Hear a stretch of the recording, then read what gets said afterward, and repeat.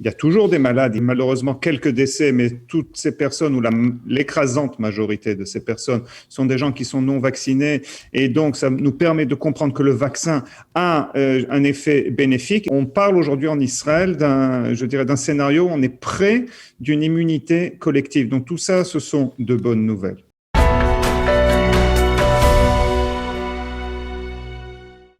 Professeur Cyril Cohen, bonjour, Boker Tov, Shavua Tov. Boker Tov et Shavua Tov. Alors, c'est une semaine qui marque un tournant, dirons-nous, dans cette lutte que l'État d'Israël mène depuis plus d'un an contre le virus. Le simple fait d'avoir décidé, que les autorités israéliennes aient décidé d'annuler l'obligation du port du masque à l'extérieur, c'est vraiment un tournant ? Dans un sens, oui, je pense que c'est un bon signe. C'est un signe de ce qui est en train de se passer aujourd'hui en Israël. Je crois que tout le monde le sent, tout le monde le voit. Les vaccins font leurs preuves. Ne serait-ce qu'on voit les chiffres qui ont baissé, ne serait-ce que du fait que, par exemple, aujourd'hui, il y a toujours des malades, il y a toujours malheureusement quelques décès, mais toutes ces personnes, ou l'écrasante majorité de ces personnes, sont des gens qui sont non vaccinés. Et donc, ça nous permet de comprendre que le vaccin a un effet bénéfique. Et de plus, on voit aussi, on commence à avoir des indices de protection autour. C'est-à-dire qu'on parle aujourd'hui en Israël d'un scénario où on est près d'une immunité collective. Donc tout ça, ce sont de bonnes nouvelles. Alors justement, je voudrais que vous nous expliquiez quand l'État d'Israël va atteindre cette fameuse immunité collective et puis revenir sur certaines données, parce qu'on a un peu le sentiment qu'au niveau de la vaccination, cette campagne qui avait débuté sur les chapeaux de roue, elle s'est un peu tassée ces dernières semaines. Dites-moi si je me trompe, mais on est toujours autour de 5 200 000 ou 300 000 personnes qui ont été vaccinées pour la première dose, 4 800 000. Je ne suis pas sûr qu'on ait franchi les 5 millions de personnes qui ont été vaccinées pour les 2 doses. Pourquoi ça stagne comme ça ? Écoutez, je crois que tous les gens qui voulaient se faire vacciner se sont fait vacciner, et tous les gens qui ne veulent pas se faire vacciner ne se sont pas fait vacciner. Il faut aussi prendre en compte qu'il y a une population assez grande qui est la population des moins de 16 ans, qui n'est pas vaccinée, qui ne peut pas être vaccinée. Ça représente à peu près 25% de la population. N'oubliez pas aussi qu'on a les gens qui sont convalescents. Certains ont fait juste une seule dose, ils n'ont pas fait les 2 doses. Et on sait que c'est pas tout le monde. On sait que c'est ça dépend, 30, 40, 50% qui justement se sont fait vacciner avec une première dose des convalescents. Donc si on prend tous ces chiffres-là, ce que l'on voit aujourd'hui, c'est qu'une fois de plus, à peu près des personnes éligibles, on a à peu près 80% des gens qui sont soit vaccinés, soit convalescents, même un peu plus, je dirais. Il y a toujours des gens qui ne veulent pas se faire vacciner. C'est légitime, je peux comprendre leur réticence, mais d'un autre côté, on voit aussi l'effet protecteur de ces vaccins. Alors, l'immunité collective, ça doit arriver à quel stade, à votre avis ? C'est toujours quelque chose qui est délicat parce qu'on ne connaît pas totalement, l'effet de ces vaccins. Je parle essentiellement du vaccin Pfizer. Je tiens à dire que je n'ai aucun conflit d'intérêt pour vos auditeurs. Et ce qui est important, c'est que nous ne savons pas toujours quels sont les mécanismes de ces vaccins, parce que l'immunité collective, ça voudrait dire que le fait que je sois vacciné empêche la transmission. Nous avons des indices justement qui prouvent une réduction de la transmission. Donc ça, ce sont de bonnes nouvelles. Nous voyons dans certaines localités où il y a plusieurs études qui ont été faites, où plus vous avez de gens qui sont vaccinés, moins il y a de cas chez les personnes qui ne sont pas vaccinées. Donc, ça prouve aussi une interaction assez intéressante et assez importante à ce niveau-là. On parle de 70%, on parle de 75%. Une fois de plus, ça dépend aussi des variants avec lesquels on est aux prises. On va revenir sur les variants dans quelques instants. Donc, ce que je tiens à dire, c'est que je ne pense pas qu'il faut voir l'immunité collective comme un scénario de noir et blanc, de 0 ou 100%. Je crois que c'est un processus, et plus il y aura de personnes vaccinées en Israël, plus on sera près d'un effet protecteur aussi sur la population. Alors, je vais vous poser une question plus personnelle. Ce matin, nous ne sommes plus obligés de porter le masque. Est-ce que vous, en sortant, vous allez le mettre, ou alors vous allez vous libérer, comme c'est le terme qui revient dans la presse israélienne, la libération. On est libéré quelques semaines après la fête de Pessah, ou 2 jours après Yom HaTzmaut. Après la fête de Pessah, voilà, ou Yom HaTzmaut. On est indépendant. On est indépendant.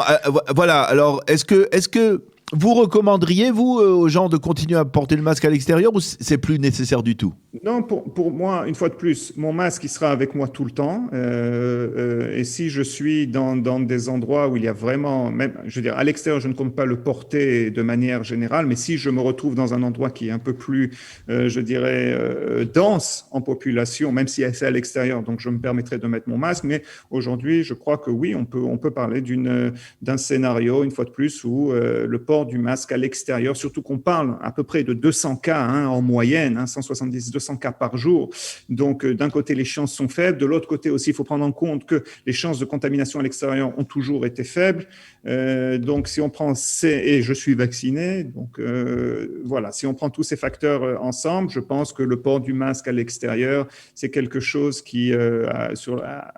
auquel on peut renoncer aujourd'hui. Une fois de plus, si je vois une densité de population, même à l'extérieur, ça, je me permettrais de mettre mon masque. Mais vous ne craignez pas que justement cette autorisation, elle ne soit considérée par l'ensemble de la population comme une forme de permis également d'être un petit peu moins exigeant au niveau de laxiste, oui, par rapport à lorsque l'on est à l'intérieur. Je pense par exemple aux synagogues. Je dois vous avouer que dans les synagogues, il y a des synagogues où on ne porte plus le masque du tout, même pendant. Malheureusement, je le sais et je l'ai vu. Enfin, moi j'en avais un ce Shabbat à ma synagogue. Et bon, il m'a suffi d'un regard pour lui faire comprendre. Je rigole. Non, ce que je voulais dire, c'est qu'on en a un. Je lui ai parlé gentiment. Je lui ai expliqué, écoute, on n'y est pas encore. J'ai fait justement, avec la dracha de vendredi soir, j'ai aussi parlé justement du port du masque et demandé, nous on fait 50-50. Il y a 50% des gens qui ne veulent pas rentrer à la synagogue. J'en fais partie. Je suis toujours à l'extérieur. Je ne vois pas pourquoi rentrer dans une synagogue si aujourd'hui il y a un temps qui est bon, etc., etc. Et on a 50% des gens qui sont à l'intérieur de la synagogue. J'ai imploré les gens justement avec je dirais, cette relaxation au niveau du port du masque à l'extérieur, de prendre en compte qu'il faut mettre le masque. Une fois de plus, oui, c'est un risque. C'est un risque que l'on prend en compte. D'un autre côté, je tiens à vous dire que ça vient après une fête de Pourim où on n'a pas vu de hausse de cas. Ça vient après une fête de Pessah où on n'a pas vu de hausse de cas. J'espère qu'avec Yom Ha'atzmaut, ça sera pareil. Donc, voilà. Je crois qu'à un moment, il faut commencer. Il faut être prudent, mais on a aussi une marge. C'est ça, on a une marge de sécurité avec le nombre de cas bas. Et s'il faut, on reviendra au port du masque. Alors, on va parler un peu des variants. Ce matin, la presse israélienne parle d'un variant indien qui se serait infiltré, on ne sait pas trop comment. L'aéroport. L'aéroport, voilà, peut-être l'aéroport, effectivement. Est-ce que il faut être prudent? Est-ce qu'il faut être inquiet? Écoutez, il y aura toujours des variants. Dès qu'on rouvrira nos frontières, il y aura des variants. On avait même parlé du variant israélien il y a quelques mois, mais il ne se développe pas. Il a même pratiquement disparu en Israël. Donc on parle d'un variant indien qui est dans un sens un peu inquiétant parce qu'on le voit, je ne sais pas si vous suivez les chiffres, mais en Inde, il y a une flambée et on voit que dans certaines régions, il est majoritaire à 50-60%. Donc, il devient ce qu'on appelle en anglais un variant under investigation, comme c'est un variant sous enquête, parce qu'on voit dans un sens qui se propage très vite. On n'a pas apparemment. Donc, ce que je disais, c'est que nous n'avons pas de données qui prouvent que c'est un variant qui est plus dangereux. Apparemment, c'est un variant qui se propage rapidement, qui rappellerait par exemple le variant britannique. Donc, est-ce qu'il faut être inquiet aujourd'hui en Israël? Non. Est-ce qu'il faut suivre ça? Oui. La question qu'il se pose, c'est évidemment, est-ce que le vaccin serait protecteur contre ce variant? Ça, nous n'avons pas non plus encore de données. Mais bon, il y aura toujours un variant. Il y aura toujours un variant qui apparaîtra et il faut de plus être prudent. Mais ça ne veut pas dire qu'il faut devenir trop inquiet. Nous le suivons. Alors, une question, le directeur, le célèbre désormais directeur de Pfizer, Albert Bourla, a parlé d'une possibilité d'une 3e dose. Est-ce que c'est quelque chose de réalisable? Est-ce que c'est véritablement, c'est à l'étude? C'est-à-dire où on en est à cette... c'est-à-dire, c'est une 3e dose pour prolonger l'effet du vaccin, c'est cela? C'est exact. Ou ça serait une 3e dose justement pour parer à ces variants. Donc une mise à jour. Donc c'est une éventualité, c'est une possibilité. Nous avons plusieurs vaccins, ne serait-ce que l'hépatite où vous recevez des rappels, le tétanos et d'autres vaccins comme la grippe que vous devez faire chaque année. Donc ça, ce n'est pas une surprise si on doit refaire une injection justement de rappel. La question, c'est de savoir quand est-ce qu'on doit la faire. Pour l'instant, nous avons des données des États-Unis qui nous prouvent que le vaccin reste efficace après 6 mois sur les gens qui l'ont déjà reçu dans les essais cliniques de phase 3 au mois d'août déjà, août, septembre, etc. Et c'est encore, je veux dire, efficace. Donc, tout porte à croire que notre passeport vert pourra être prolongé, je pense, de 6 mois à 9 mois très facilement si ces bons résultats continuent, etc. La question, c'est toujours qu'est-ce qui va arriver après 1 an. Ça, on ne le sait pas encore au niveau de la population. Et donc, ça, c'est une chose qu'il faut prendre en compte, peut-être un rappel. Une fois de plus, on est encore dans la spéculation. C'est un des scénarios qui est possible. Il peut y avoir aussi un scénario où les variants ne causeraient plus de problème. Le vaccin est protecteur. Il est protecteur pendant 2 ans ou 3 ans et on n'aura pas besoin de rappel. Donc, il faut attendre. Alors, une dernière question, professeur Cohen. On a l'air bien rassuré ici en Israël, mais à travers le monde, il y a beaucoup d'inquiétudes et on le voit, le virus se propage. Des données, je le disais, 3 millions de morts, 870 000 nouveaux cas recensés pour la seule journée d'hier. Comment vous expliquez et que certains pays, on parle également des pays occidentaux, mais c'est vrai, vous parliez de l'Inde, et effectivement l'Inde, le Brésil est aussi un pays. Comment vous expliquez qu'on n'arrive pas à maîtriser, je parle de la France, on a franchi le seuil des 100 000 décès. Comment on n'arrive pas à maîtriser ce virus à l'extérieur ?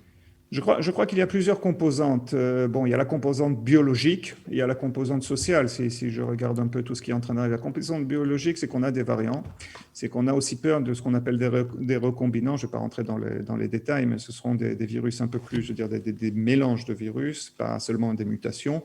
Et je crois donc, au niveau de cette composante biologique, c'est ce qu'on voit par exemple au Brésil, c'est ce qu'on voit en Inde, ce qu'on a vu, ce sont des variants qui réinfectent la population. Donc ça, on voit un regain, je dirais, d'infection, sans oublier qu'il y a aussi une large proportion de la population, je dirais même plus que ça. La majorité de la population mondiale n'a jamais été infectée par le coronavirus. Donc c'est un terrain vierge pour ce virus. Donc ça, c'est une chose. La deuxième chose, c'est le niveau social. Je crois qu'il y a beaucoup de fatigue. Je vois de partout. Je suis même en contact avec certains collègues. Les gens sont fatigués. Les gens sont fatigués des gestes barrières. Les gens, entre guillemets, veulent revivre. Les gens ne veulent plus avoir à porter le masque, ne veulent plus avoir à être rassemblés, etc., etc.